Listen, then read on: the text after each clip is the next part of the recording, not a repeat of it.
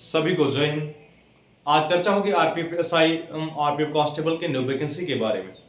Video start करने से पहले जो भी कैंडिडेट चैनल पर नए हैं, अगर आपको लगता है कि आपका भाई आपके लिए कुछ बेहतर कर रहा है तो चैनल को सब्सक्राइब कर सपोर्ट करिएगा।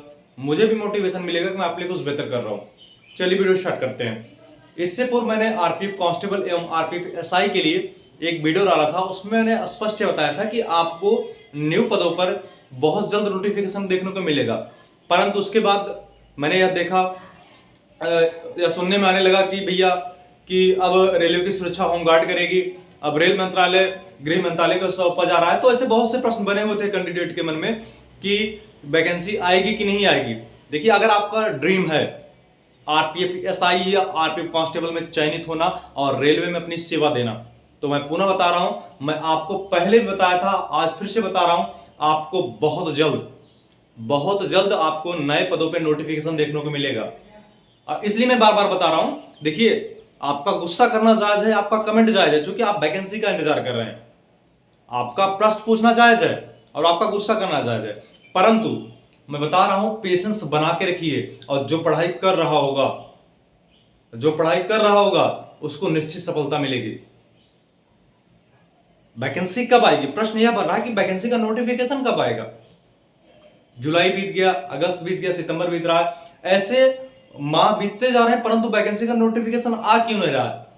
प्रश्न आपका सही है, परंतु मैं बता दूं वैकेंसी को लेके जो मेरा व्यक्तिगत अनुभव है, मुझे ऐसा लगता है कि अक्टूबर के लास्ट वीक या नवंबर के फर्स्ट वीक तक आपके नोटिफिकेशन देखने को मिलेंगे। क्योंकि मैंने भी इससे पहले एक डेट बताया था, मैंने अगस्त का माह बताया था, परंतु नोटिफिकेशन नहीं आया। आप जरूर यह प्रश्न करेंगे सर आपने अगस्त का बताया था परंतु नोटिफिकेशन नहीं आया। उसके बाद मैंने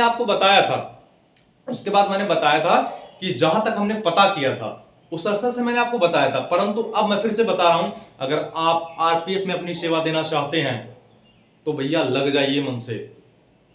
और मैं आपको बता दूं, अगर नवंबर में आपका वैकेंसी का नोटिफिकेशन आ रहा है तो मान के चलिए 1 मंथ आपका फॉर्म का सिस्टम चलेगा अप्लाई करने के लिए, और यह मान के चलिए 4 माह के बाद आपका एग्जाम कंडक्ट भी कराया जा सकता है। और अगर आपको आरपीएफ में चयनित होना है ना, इस बार कम से कम 90 प्लस लाना होगा, कम से कम 90। अगली बार तो कुछ ऐसे जोन थे जहां पे 117 भी कट आ गई थी यूआर कैटेगरी की। इसलिए ये नहीं कह रहा हूं, आप एक टारगेट बनाइए और कम से कम उसमें आपको यह लक्ष्य रखना होगा कि कम से कम 100 प्लस।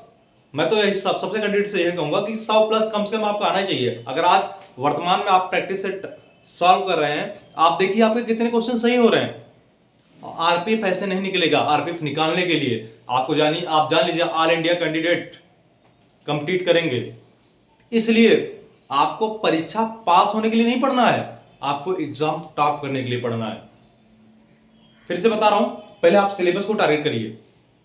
जैसे ही आपका सिलेबस खत्म होता है, देखिए इसमें क्या होता है, जो जीके जीएस का पोर्शन है आपका, यह 50 नंबर जो आपका जीके जीएस का पोर्शन है, यह बहुत निर्णायक होता है। 50 नंबर को आप देखिए कैंडिडेट, देखिए रीजनिंग मैथ एक ऐसा चैप्टर है जिसमें सभी कैंडिडेट वर्क करते हैं, चाहे वो कोचिंग पढ़ रहे हो या ऑनलाइन पढ़ रहे हो, लगभग कैंडिडेट उस पर वर्क करते रहते हैं। तो अब कंपटीशन रीजनिंग मैथ के अलावा जीके जीएस पे आ चुका है, और जो कैंडिडेट वही चयनित होगा आरपीएफ एसआई और आरपीएफ कांस्टेबल में जिसका कमांड जीके जीएस पे होगा। देखिए रीजनिंग मैथ, मैं कह रहा हूं रीजनिंग मैथ पे आप कमांड होनी चाहिए, परंतु कंपटीशन का आज जो वर्तमान लेवल है, आज का जो समय है कंपटीशन का, वह जीके जीएस पे आ चुका है। क्योंकि कोई भी कोचिंग जाता है तो रीजनिंग का पढ़ता है, कोई कोचिंग जा रहा है मैथ पढ़ रहा है, जीके जीएस पे कोई ध्यान नहीं देता। यही समस्या है कि निर्णायक जीके जीएस हो रहा है। इसलिए सिलेबस को टारगेट करिए और उसके हिसाब से आप तैयारी करिए। आप हमसे नोट्स की अपेक्षा रखते हैं या प्रैक्टिस सेट की अपेक्षा रखते हैं, आप कमेंट करके बताइए। मैंने टेलीग्राम चैनल पे प्रीवियस के जितने भी क्वेश्चन पेपर आए थे मैंने अपने टेलीग्राम चैनल पे डाल रखा है।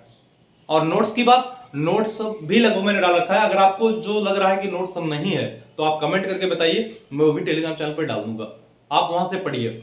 अब टेलीग्राम चैनल की लिंक मैं डिस्क्रिप्शन में दे दूंगा, आप सभी ज्वाइन हो जाइएगा। अगर आपको वहां से ज्वाइन करने में समस्या हो रही है तो टेलीग्राम पे जाके सर्च करिएगा latest update bye Sudhakar Dubey. मैं फिर से बता रहा हूं, इस बार आरपीएफ के रिजल्ट में इस बार आरपीएफ के रिजल्ट में मेरे चैनल से कम 1000 कैंडिडेट चयनित होने चाहिए। पुनः निवेदन है, अगर आपको लगता है कि आपका भाई आपके लिए कुछ बेहतर कर रहा है तो चैनल को सब्सक्राइब कर सपोर्ट करिएगा, मुझे भी मोटिवेशन मिलेगा कि मैं आपके लिए कुछ बेहतर कर रहा हूँ। हाँ, टेलीग्राम चैनल अगर आपको वहां से ज्वाइन करने में समस्या आ रही है, लिंक डिस्क्रिप्शन से, तो आप टेलीग्राम पे जाके सर्च करिएगा latest update bye Sudhakar Dubey, वहां से भी आप टेलीग्राम चैनल को ज्वाइन कर सकते हैं। तब तक के लिए जय हिंद।